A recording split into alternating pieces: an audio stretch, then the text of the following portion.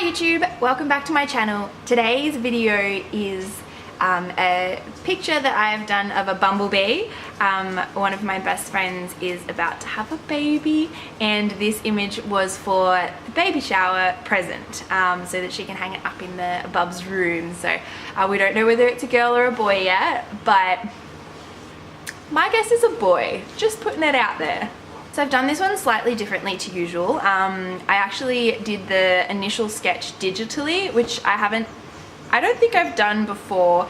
So I've done the sketch digitally, and then I have printed it off and then made a homemade light box and sketched it onto the watercolor paper, and then done it all in watercolor and permanent marker. So it is a little bit different, and I'm so happy with the way that it came out. So I really look forward to hearing what you think about it, because I'm so happy with it and I really hope that she enjoys it too.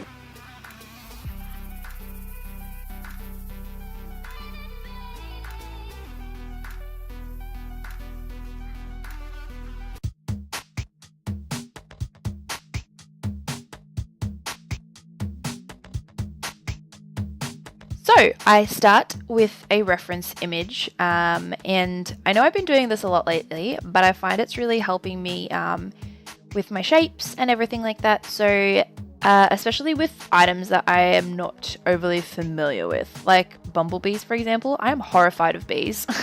So for me to be drawing a bee, I picked the most tame picture that I could find and then sort of traced it in my own style, because you can see it looks entirely different from the actual reference image. Yeah, the shape is the same, but the actual design is quite different.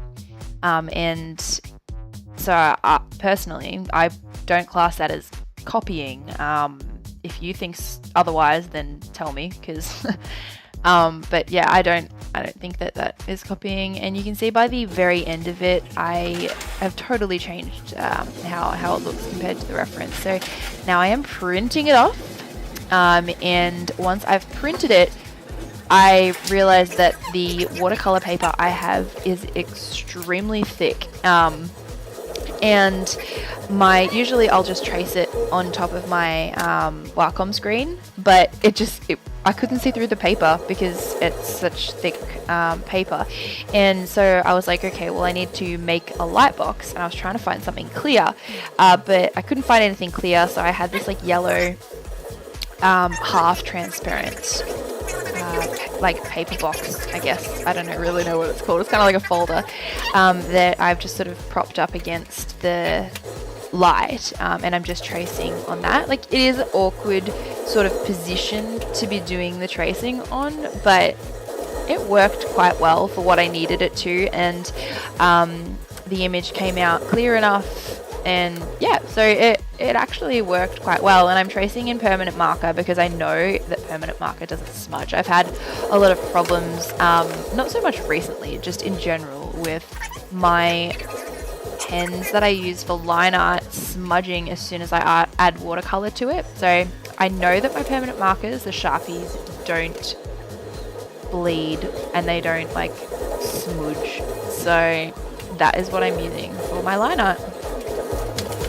So that is my Sharpie line art, and now I'm going to use my Sakura Koi watercolors to color in this piece, and I am so happy with the way that this turned out. I am still experimenting with the colors and different papers and also sorts of things like that, because I've only worked with a couple of different types of paper, and this particular paper is very thick, and I thought that it would absorb the water a lot more, but it's not.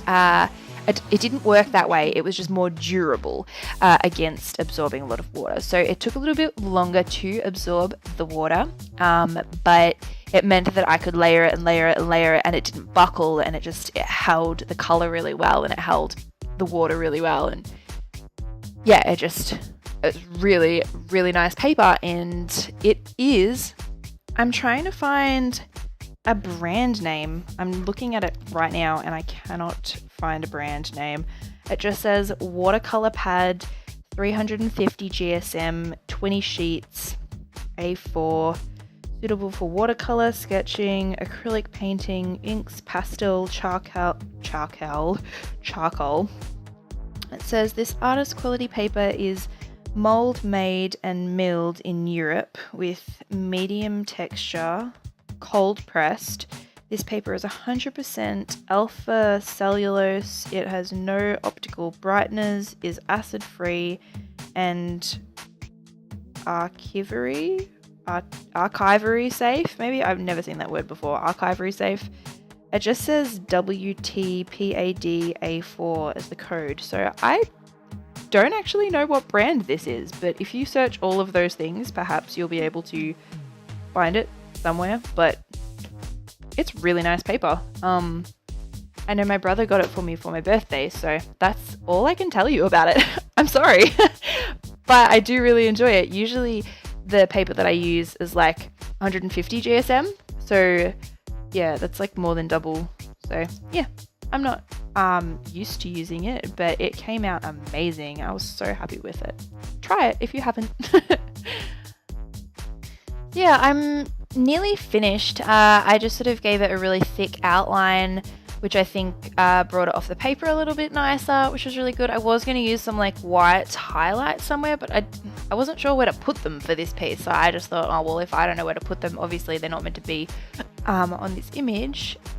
But yeah, overall, I think it turned out really well. And I sort of added a honeycomb sort of pattern in the background, which I probably should have used like a ruler or some sort of pattern for, but I didn't. But I think it turned out really well. Like it was sort of, I love things to be symmetrical, and this piece wasn't entirely symmetrical, which was a change. So that was really good, and I think that's maybe why I like it so much. But I really hope that my bestie Jay loves the piece, and I know that her bubs will love it. And as I said, I reckon it's a boy.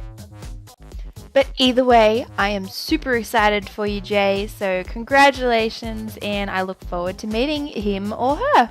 Thank you so much for watching. I hope you have enjoyed my video. If you have any suggestions for any future videos, please let me know. Otherwise, I will see you in the next video. Bye guys!